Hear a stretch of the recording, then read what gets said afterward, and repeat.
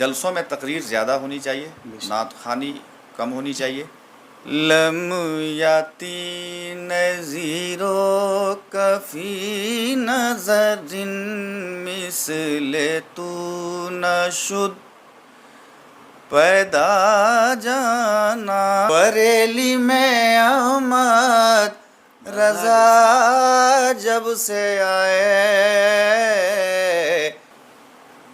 میں گلے شکوے کو مٹانے کی گزارش کروں گا، جی اور گلے شکوے کی کوئی گنجائش ہمارے یہاں نہیں ہے، کوئی جگہ نہیں ہے۔ السلام علیکم ورحمۃ اللہ وبرکاتہ۔ امید ہے آپ حضرات بخیر ہوں گے۔ ناظرین اکرام، میں آپ کا میزبان رہبر بستی ایک نئے پوڈ کاسٹ کے ساتھ آپ کی خدمت میں حاضر ہوں۔ ناظرین اکرام، جیسا کہ آپ حضرات کو معلوم ہے کہ اس پوڈ کاسٹ میں علماء، شعراء، پیران اکرام، علماء اکرام کے انٹرویو لیے جاتے ہیں، حالات زندگی پر بات ہوتی ہے اور ان سے کچھ اہم سوالات ہوتے ہیں۔ ناظرین اکرام، آج کے اس پوڈ کاسٹ میں ہماری اور آپ کی جو محبوب شخصیت ہیں وہ کسی تعارف کے محتاج نہیں ہے۔ جی ہاں، یہ کہہ لیا جائے انٹرنیشنل شاعر، جن کو ہم اور آپ پیار سے شاعر اعظم ہندوستان، کلاسیکل انداز میں بہت ہی مشہور و معروف شناخواں، جن کو ہم پیار سے حضرت حبیب اللہ فیضی مدھوپوری جھارکھنڈ کے نام سے جانتے ہیں، تشریف رکھتے ہیں۔ آئیے آپ کی ملاقات کرواتے ہیں۔ السلام علیکم ورحمۃ اللہ وبرکاتہ۔ وعلیکم السلام ورحمۃ اللہ وبرکاتہ۔ کیسے ہیں حاجی صاحب؟ خیریت سے ہیں؟ الحمدللہ، اللہ کا شکر، اللہ کا بے پناہ فضل کرم احسان۔ آپ کی اجازت ہو تو سوالات کا آغاز کریں۔ جی جی بے شک۔ سب سے پہلے تو ہمارے ناظرین یہی جاننا چاہتے ہیں کہ آپ کہاں کے رہنے والے ہیں؟ سب سے پہلے اللہ تعالیٰ کے لیے حمد، اس کے بعد درود سرور کائنات پر صلی اللہ تعالیٰ علیہ وسلم۔ الحمدللہ ثم الحمدللہ۔ میں مدھوپور سے ہوں، جی اور مدھوپور سے قریب 15-20 کلومیٹر دور وہیں پرورش ہوئی، ماشاء اللہ، وہیں پر ہم نے شروعات کی۔ ماشاء اللہ۔ اچھا، لوگ یہ بھی جاننا چاہتے ہیں کہ آپ کا جو تعلیمی سفر رہا وہ کیسا رہا، بالخصوص جو ابتدائی تعلیم ہے، پھر اس کے بعد کہاں تک آپ نے تعلیم حاصل کی؟ جی جی الحمدللہ ثم الحمدللہ۔ ابتدائی تعلیم میں نے اپنے گاؤں میں کی، جی اور اس کے بعد پھر ہم نے جمشید پور کا سفر کیا۔ ماشاء اللہ، جمشید پور میں پہلا ادارہ مدرسہ دارالسلام جو آزاد بستی میں ہے، ماشاء میں نے شروعات وہیں پہ کی۔ وہاں پہ حضرت حافظ و قاری الحاظ قاری منظور صاحب قبلہ، جو اب اس دنیا میں نہیں ہے، اللہ تعالیٰ ان کی قبر پہ رحمت و نور کی بارش برسائے، انہوں نے رہنمائی فرمائی، اور ان کے ساتھ مجلسوں میں شرکت بھی ہوتی تھی۔ جی اور اس کے بعد پھر وہاں سے عالمی شہرت یافتہ ادارہ، جسے دنیا مدرسہ فیض العلوم سے جانتی ہے، ماشاء پھر وہاں کا سفر ہوا، وہاں پہ پڑھائی کی، اللہ نے کرم فرمایا، وہاں پہ عالم تک کی پڑھائی کی۔ پھر اس کے بعد وہاں سے دارالعلوم فیض الباری نوادہ ماشاء بہار، جہاں پہ اس کے بعد کی کتابیں حضرت علامہ و مولانا مفتی شہاب صاحب قبلہ نے پڑھائی۔ اللہ کا کرم ہے جی کہ تعلیم کا سلسلہ جاری رہا، اور پھر فیض الباری نوادہ میں دستار بھی ملی، اللہ کا شکر ہے۔ ناظرین ہمارے جاننا چاہتے ہیں، جب آپ کی دستار بندی ہوئی تو ان میں کن کن بڑے علماء کا ہاتھ رہا آپ کے سر پر، جو دستار بندی ہوئی آپ؟ جی جی اتنا بہت زمانہ ہو گیا، جی عرصہ ہو گیا، البتہ سر پہ ہاتھ جس شخصیت کا تھا جی وہ اب دنیا میں نہیں ہے، اللہ تعالیٰ ان کی قبر پہ رحمت و نور کی آمین۔ بارش برسائے۔ حضرت علامہ و مولانا جمال احمد خان قادری رحمۃ اللہ علیہ، جو وقار ملت ہے جی اور جن کی ایک شخصیت ہے، ان کا ہمیشہ صرف ہاتھ رہا، اور وہ دعائیں بھی کرتے تھے اور بڑے بڑے علماء اس جلسے میں آئے تھے، بڑے بڑے علماء کی شرکت ہوئی تھی، کثیر تعداد میں علماء تھے الحمدللہ، ماشاء اور پھر وہاں دستار ہوئی۔ اللہ کا شکر ہے، اللہ کا بے پناہ فضل ہے، حضور کا کرم کہ پھر وہاں سے جلسے میں جانے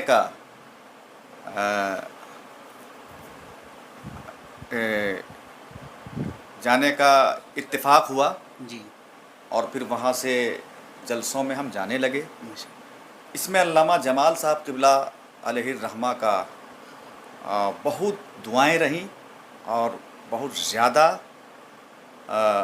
ان کی رہنمائی کام آئی۔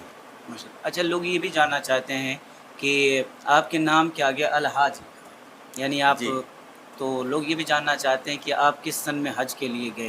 ہاں الحمدللہ ثم الحمدللہ، میں 2015 میں جی ماشاء اللہ۔ اللہ نے کرم فرمایا، حضور نے کرم کیا کہ 2015 میں ماشاء اللہ نے یہ سعادت دی کہ حج کا سفر ہوا۔ پہلے مکہ شریف گئے، اللہ۔ پھر مدینہ شریف کا سفر ہوا الحمدللہ ثم الحمدللہ، پھر وہاں سے 2 سال بعد پھر بغداد شریف کا سفر ہوا، کربلا شریف کا سفر ہوا۔ اللہ کا کرم ہے کہ بغداد شریف میں حضور سیدنا غوث العظم رضی اللہ تعالی عنہ جو ولایت کے قطب مینار ہیں، ان کی بارگاہ میں حاضری ہوئی۔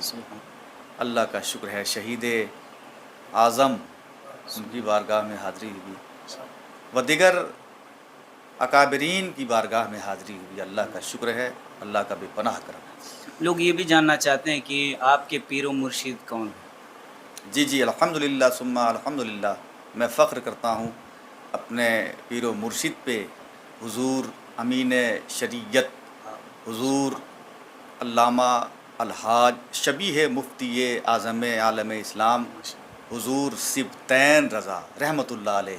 میں اپنے مرشد پہ اور میں اس نسبت پہ ناز کرتا ہوں، فخر کرتا ہوں، اور مجھے امید ہے کہ اللہ اس نسبت کا بھرم ضرور رکھے گا۔ تو لوگ یہ بھی جاننا چاہتے ہیں، پوری دنیا آپ کو ایک نعت خواں اور ایک شاعر کے حوالے سے جانتی ہے، تو ہمارے ناظرین یہ جاننا چاہتے ہیں کہ آپ نعت خوانی کی فیلڈ میں کیسے ہیں؟ ہاں الحمدللہ ثم الحمدللہ، جب شروعاتی تعلیم حاصل ہم لوگ کر رہے تھے، پڑھ رہے تھے، اس وقت جو جلسے ہوتے تھے، علماء تشریف لاتے تھے، شعراء کرام آتے تھے، تو دیکھ کے بڑا اچھا لگتا تھا، اور حضور کی نعتیں جب وہ پڑھتے تھے تو دل میں ایک کیفیت ہوا کرتی تھی، اور لگتا تھا کاش ہمیں بھی یہ سعادت ملتی اور ہم بھی حضور کی نعت اچھی آواز میں پڑھتے۔ اللہ کا کرم ہوا، ماں باپ کی دعا شامل حال رہی کہ اللہ نے کرم کیا، ماں باپ کی دعا نے رنگ دکھایا، مرشد کی دعا نے رنگ دکھایا، بزرگوں کی دعاؤں نے رنگ دکھایا، جتنے اساتذہ ہیں ان کی دعا ساتھ رہی کہ اللہ کرم ہے، آج حضور کی نعت فضل باری سے ہم بھی پڑھ لیتے ہیں، ہم بھی گنگنا لیتے ہیں۔ لوگ جیسے حاجی صاحب یہ بھی جاننا چاہتے ہیں کہ ہندوستان میں جب آپ عروج پر نہیں آئے تھے، اس سے پہلے سادے انداز میں لوگ نعت خوانی کرتے تھے، لیکن آپ ایک نئے انداز میں کلاسیکل انداز کو لے کر آئے جس سے آپ کی ایک الگ پہچان ملی، تو اس کے پیچھے کتنی محنت ہوئی؟ ہاں الحمدللہ، بہت اچھا سوال، ماشاء اللہ ماشاء اللہ۔ جی وہ ایک لوگ بہت عمدہ پڑھتے تھے پہلے بھی، اور آج بھی بہت عمدہ پڑھتے ہیں، لیکن میں نے کچھ بزرگوں کے اشعار کو کچھ اچھے لوگوں سے میں نے سنا کہ کلاسیکل انداز میں حضرت امیر خسرو رضی اللہ تعالیٰ عنہ کا کلام بہت لوگوں نے بہت اچھے انداز میں، کلاسیکل انداز میں پڑھا، تو ان کا پڑھنا بڑا اچھا لگتا تھا۔ تو میں نے سوچا کہ اس انداز کو اپنایا جائے، اور میں نے اس میں محنت کی، اللہ نے کرم کیا کہ لوگوں نے پسند فرمایا، اور بہت زیادہ لوگ پسند کرنے لگے اس انداز کو، اور پڑھنے والے بھی پھر فالو کرنے لگے، جی اس وقت پیروی کرنے لگے۔ جی تو بڑا اچھا لگتا ہے جب ہم لوگ سنتے ہیں کہ اس انداز کو لوگ پسند کر رہے ہیں، لوگ جھوم رہے ہیں، اچھا لگتا ہے ماشاء تو اللہ۔ جب آپ اس دنیا میں آئے کلاسیکل انداز کو لے کر آپ ایک نئی امنگ لوگوں میں پیدا کر رہے ہیں، تو جو نعت خواں حضرات آپ کی نقل کرتے ہیں، کیونکہ آپ کے پہلے کوئی کلاسیکل انداز اتنا مشہور نہیں ہوا، آپ کے بعد بہت سارے نعت خواں آپ کی پڑھی ہوئی نعتوں کو سن کر ٹرائی کرتے ہیں، تو ان کے لیے کوئی ایک پیغام؟ جی الحمدللہ ثم الحمدللہ، ہمارا یہ کہنا ہے کہ جتنے بھی پڑھنے والے ہیں سب کو سنجیدگی کے ساتھ، متانت کے ساتھ اور خلوص دل سے پڑھنا چاہیے، اور ہمیشہ یہ ذہن و دماغ میں رکھنا چاہیے کہ میں حضور کے لیے نعت خوانی کر رہا ہوں، اور کلاس جتنا بھی چاہے وہ کرے، لیکن اس کی ایک حد ہے، کیونکہ حضور کی محفل میں حضور کے ممبر کا خیال بے حد ضروری ہے، اور ادب کا دامن نہ چھوٹے، اور کلاس بھی اتنا ہی ہو جتنے میں سننے والے کو اچھا لگے، اور میری دعا ہے کہ اللہ تعالیٰ مزید ترقی تمام لوگوں کو دے۔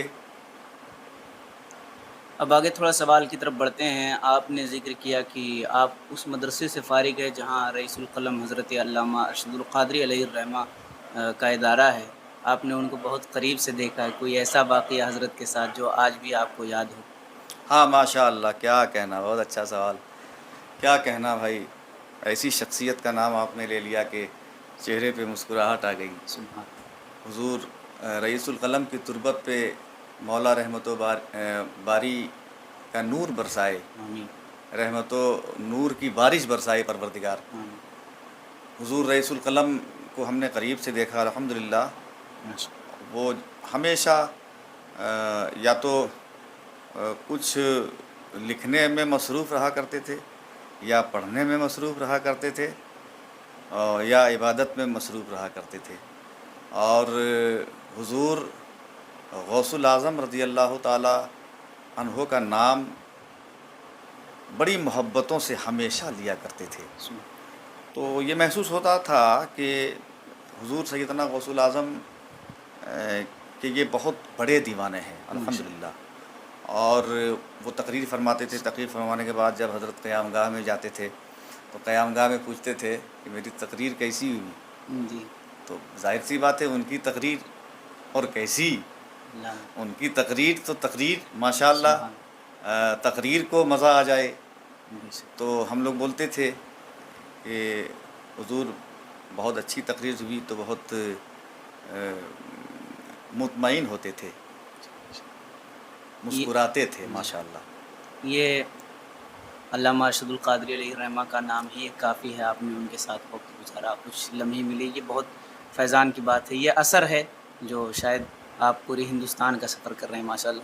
اور آپ ایک لمبے عرصے سے نعت خوانی کر رہے ہیں، تو آپ جو شروعاتی دور میں نعت خوانی کر رہے تھے، اب اس دور میں، اس دور میں اور اس دور میں کتنا فرق آ گیا؟ جی جی الحمدللہ، آج سے 25 سال پہلے، 20 سال پہلے جلسوں میں نعت خوانی بہت سنجیدگی کے ساتھ ہوا کرتی تھی، اور نعت خوانی کم ہوتی تھی، تقریر زیادہ ہوتی تھی، جی اور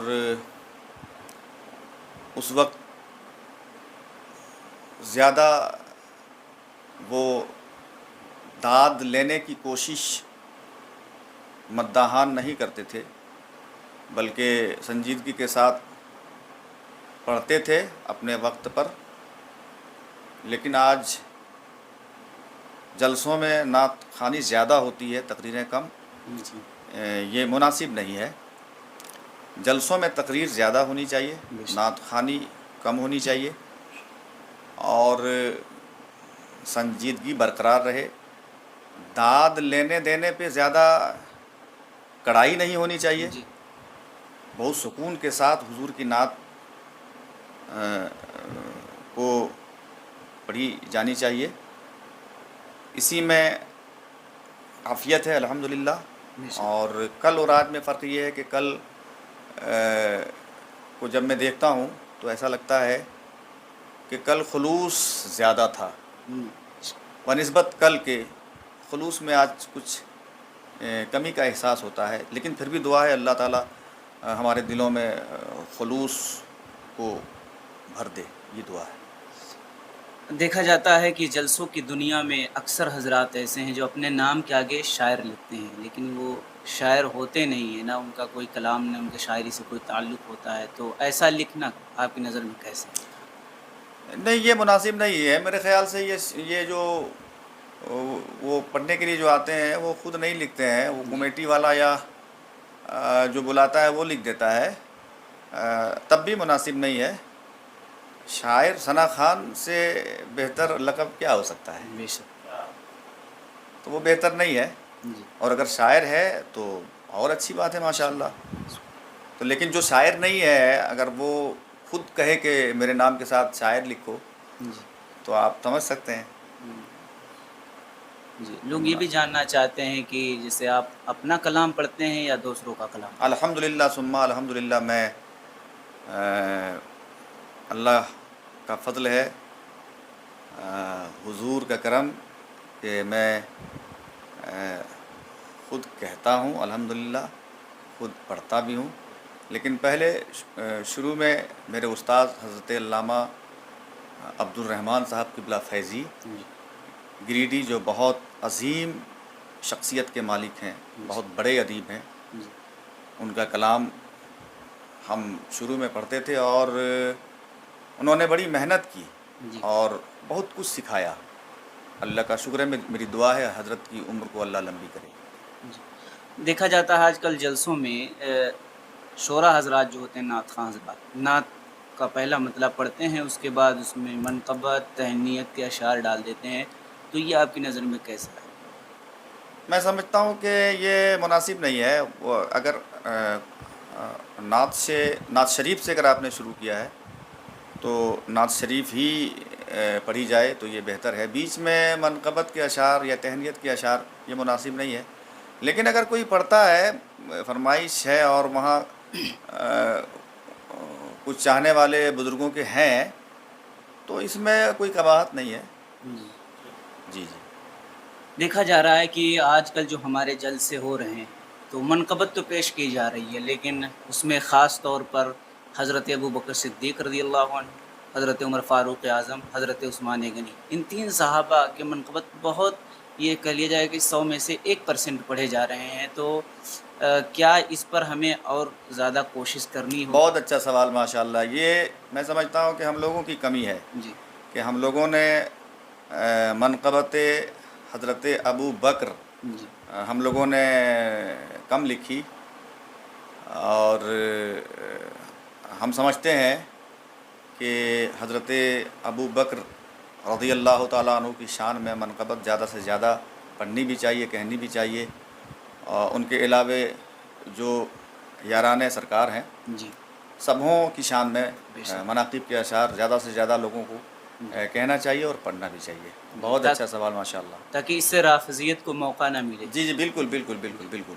इसीलिए और हमने सवाल किया था। इनके मनाक़िब को नज़रअंदाज या इनकी शान के हवाले से अगर कोई पढ़ता भी है तो ये लोग नज़रअंदाज करते हैं। इसलिए भी ज़्यादा से ज़्यादा इस वक्त जी इनकी शान में मनक़बत के अशार ज़रूर पढ़ना चाहिए। अच्छा। तो लोग ये भी जानना चाहते हैं कि हमने सुना है कि आप मुल्क हिंदुस्तान के अलावा भी कई मुल्कों का आपने दौरा किया है नात ख़्वानी के हवाले से, तो आपका कहाँ-कहाँ जाना जी है? जी, अल्हम्दुलिल्लाह माशाअल्लाह। ये मैं हिंदुस्तान के अलावा अपना भूटान है, जी इधर अपना नेपाल है, उधर अफ़्रीका में मॉरिशस है, जी जी वहाँ का भी सफ़र हुआ। जी अल्हम्दुलिल्लाह 11 दिन का सफ़र था, जी बहुत अच्छा सफ़र रहा। عید میلاد کے موقع سے آج سے 10-11 سال پہلے، اور بہت ہی اچھا وہاں پروگرام ہوتا تھا، بہت ہی شاندار، لوگ سنتے تھے، جی وقت کا خیال بہت زیادہ وہاں پہ لوگ کرتے تھے، جی یہ مجھے اچھا لگا۔ ٹائم کا خیال بہت زیادہ موریشس میں لوگ کیا کرتے تھے، یہ مجھے بہت اچھا لگا۔ اچھا، آپ جو ہے نعت خوانی کرتے ہیں، اس میں ایک سوال یہ ہے کہ ہماری یو پی میں اب تو ماشاءاللہ یہ ہو گیا ہے کہ جلسہ زیادہ 1 بجے سے 2 بجے تک ہو گیا ہے۔ ابھی آپ کے ادھر جھارکھنڈ بہار میں 4 بجے تک جلسے ہوتے ہیں، جس سے فجر کی نماز بھی خطرے میں پڑ جاتی ہے، تو آپ کے حساب سے جلسہ کتنے بجے تک ہونا چاہیے؟ دیکھیے، یہ بھی سوال آپ نے اچھا کیا اور لگتا ہوا سوال ہے۔ جی میری ذاتی رائے یہ ہے کہ جلسہ زیادہ سے زیادہ 1 بجے تک یا 1:30 بجے تک ہو، جی یہ مناسب ہے، تاکہ بیچ میں لوگوں کو آرام مل جائے، وہ کچھ سو بھی لیں جی اور اس کی نماز فجر نہ چھوٹے۔ جی یہ بہت مناسب سوال آپ نے کیا، ماشاءاللہ۔ جی تو میں یہ جہاں تک آواز میری پہنچے گی، ہمارا یہی کہنا ہے، میرا یہی پیغام ہے کہ 1 سے 1:30 یا 2 بجے تک بہت ہے۔ جی آپ پروگرام کو ختم کر دیں اور اس کے بعد لوگوں کو راحت دیں تاکہ ان کی نماز فجر قضا نہ چھوٹے۔ آپ جب سے نعت خوانی کر رہے ہیں، آپ نے بہت سارے کلام پڑھے ہیں، گنتی نہیں ہو اس کی، ان میں سے اگر کوئی ایک شعر آپ کو پسند ہو کسی کلام کا تو ہمارے ناظرین کو آپ سنا دیں۔ جی الحمدللہ، جی الحمدللہ ثم الحمدللہ، میں نے بہت پڑھے، مجھے خود بھی یاد نہیں ہے کہ کتنے، اس وقت یاد نہیں ہے کہ کتنے کلام ہم نے پڑھے ہیں، کتنے دھن کو میں نے جی پڑھے ہیں، ترنم کو پڑھے ہیں، لیکن میں بہت جس کلام کو پسند کرتا ہوں وہ کلام رضا ہے، اور سبحان میں اللہ۔ اس کا مطلب پڑھتا ہوں۔ جی عطا لم یاتی نذیرو کفی نظر مثل تو نشد پیدا جانا، لم یاتی نذیرو کفی نظر مثل تو نشد پیدا جانا، لم یاتی نذیرو کفی نظر مثل تو نشد پیدا جانا، پیدا جانا، پیدا جانا، جگ راج کو تاج تورے سر سو ہے، جگ راج کو تاج تورے سر سو ہے، تجھ کو شہ دوسرا جانا، لم یاتی نذیرو کفی نظر، البحر علا والموج طغى من بك ستوفى اشربا، البحر علا والموج طغى من بك ستوفى اشربا، البحر علا والموج طغى من بك ستوفى اشربا، اشربا،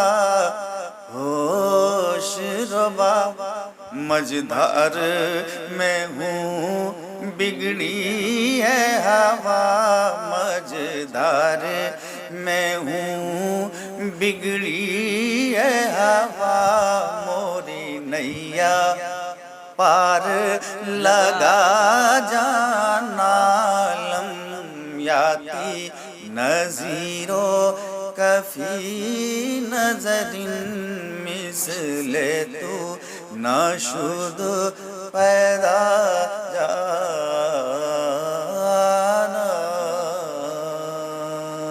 سبحان اللہ سبحان.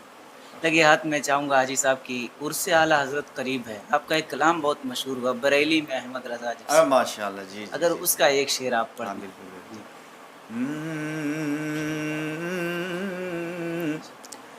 چمکنے لگا ہائے ہائے. سنیت کا ستارہ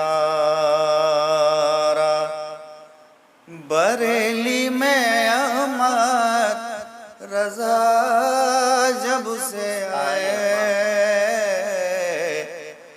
چمکنے لگا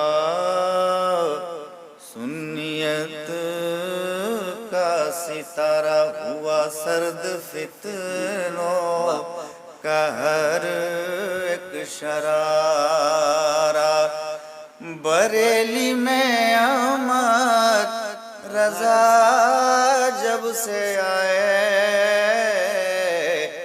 چمکنے لگا سنیت کا ستارہ. ادھر کفر کی ساری تنظیمیں شامل ادھر اہل سنت اکیلے مقابل ادھر کفر کی ساری تنظیمیں شامل ادھر اہل سنت اکیلے مقابل ادھر اہل سنت اکیلے مقابل مگر سنیوں نے ہی میدان مارا بریلی میں احمد رضا جب سے آئے چمکنے لگا سنیت کا ستارہ ستارہ ستارہ.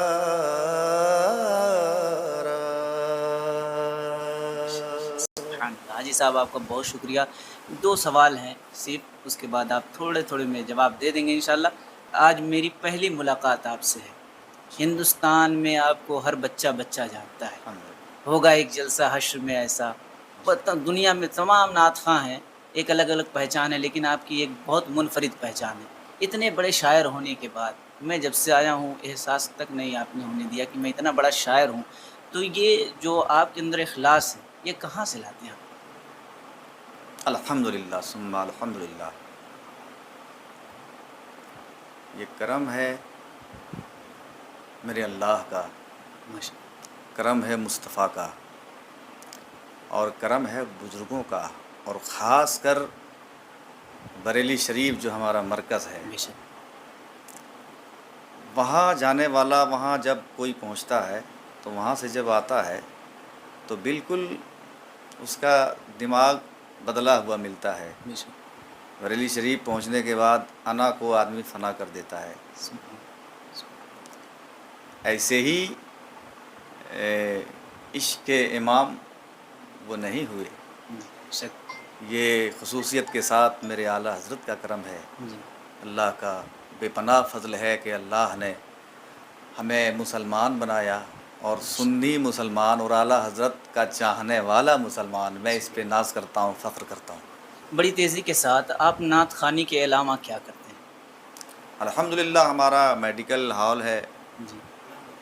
اور شفا میڈیکل ہال, اور بہت ہی شاندار دکان چلتی ہے آپ کی دعا سے, بزرگوں کی دعا سے. اللہ کا کرم ہے ہمارا, میں اسی سے جڑا ہوا ہوں. جی ماشاء اللہ.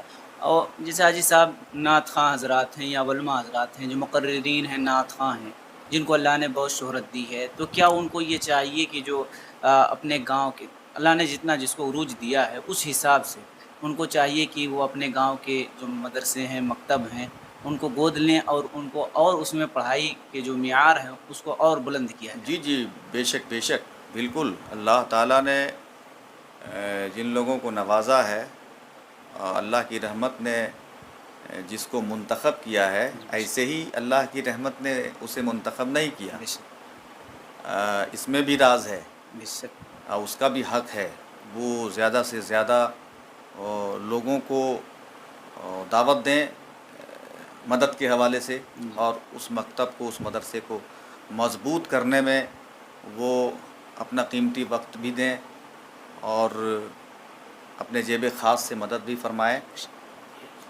اس سے ایک بہت خوبصورت لوگوں تک میسج جائے گا، بے شک۔ اور اس کا انعام بھی اللہ کی رحمت دیتی رہتی ہے اور انعام بھی ملتا رہے گا۔ آخری سوال کی طرف، یہ ہمارا جو پروگرام ہے جس کو ہم پوڈ کاسٹ رہبر پوڈ کاسٹ کے نام سے پروگرام ہو رہا ہے، جس میں علماء، شعراء، پیران کرام، علماء کرام کے انٹرویو لیے جاتے ہیں، حالات زندگی پر بات ہوتی ہے، ان سے کچھ اہم سوال ہوتے ہیں، تو اس پروگرام کے بارے میں آپ کچھ ارشاد فرمانا چاہیں گے؟ جی ماشاء اللہ، رہبر پوڈ کاسٹ یہ بہت ہی اچھا مشن ہے آپ کا، بڑا اچھا کام ہے، اور مجھے خوشی ہوئی آپ کے ذریعے سے اگر دنیا کے کونے کونے تک دین کے حوالے سے لوگوں تک پیغام پہنچے، دین لوگ جانیں، تو اس سے بڑھ کر اور کیا چیز ہے۔ ہماری دعا ہے کہ اللہ تعالیٰ آپ کی عمر کو لمبی کرے اور آپ کے اس مشن کو اللہ کامیابی سے ہمکنار فرمائے۔ حاجی صاحب، آپ کا بہت شکریہ کہ آپ نے اپنا قیمتی وقت عنایت فرمایا۔ ناظرین اکرام، جیسا کہ آپ نے یہ انٹرویو دیکھا، الحاج حبیب اللہ فیضی صاحب جھارکھنڈی کا آپ نے انٹرویو سماعت کیا۔ جاتے جاتے حاجی صاحب ایک سوال بس آپ مختصر میں اس کا جواب عنایت فرما دیں۔ جو کچھ آپ کے فالوورز ہیں، کچھ آپ سے ناراض بھی رہتے ہیں، تو جو حضرات ناراض رہتے ہیں کسی چیز کی وجہ سے، تو کیونکہ آپ کو قریب سے وہ دیکھے نہیں ہیں، تو گلے شکوے بہت ہوتے ہیں، تو ان کے بارے میں کیا کہنا چاہیں گے؟ میں گلے شکوے کو مٹانے کی گزارش کروں گا، جی، اور گلے شکوے کی کوئی گنجائش ہمارے یہاں نہیں ہے، کوئی جگہ نہیں ہے، اور جو ہم سے محبت کرتے ہیں ان سے بھی میں گزارش کرتا ہوں کہ ہم سے محبت آپ اس لیے کرتے ہو کہ ہم خدا کے فضل سے حضور کی نعت پڑھتے ہیں۔ اگر یہ نیت ہے تو بہت اچھا ہے، مزید محبت کرنے کی توفیق دے آپ کو، ماشاءاللہ۔ ناظرین اکرام، پھر ملتے ہیں کسی اگلے پوڈ کاسٹ میں، تب تک کے لیے ہمیں اجازت دیجیے۔ السلام علیکم ورحمۃ اللہ وبرکاتہ۔